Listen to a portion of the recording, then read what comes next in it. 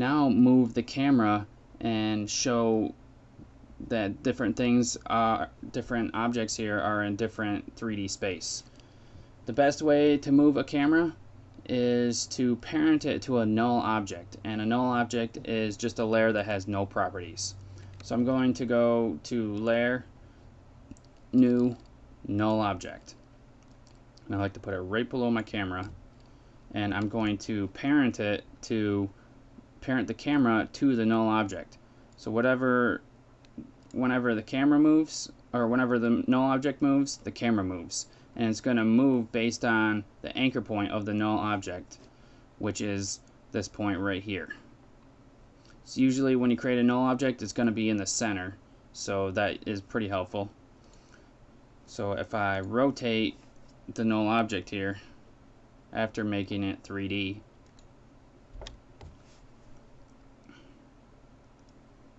you can see how it is shows everything in 3D. Now if I can do the same thing with position. If I move up and down the y-axis, you can see how things are in 3D. One of the ways people can tell is by something called parallax, and what that is when something is in the back, it's going to move slower than when something is in the front because it's farther away from the camera.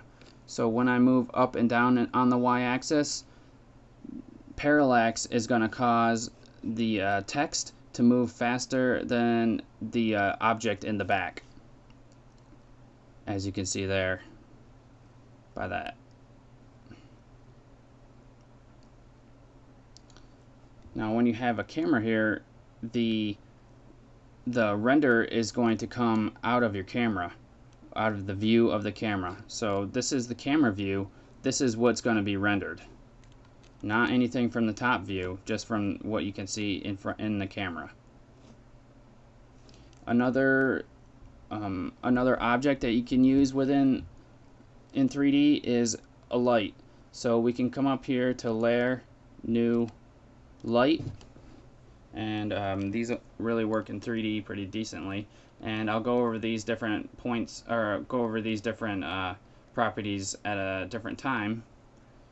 Hit OK to add this light in, and now you can see that this light is affecting this 3D layer here.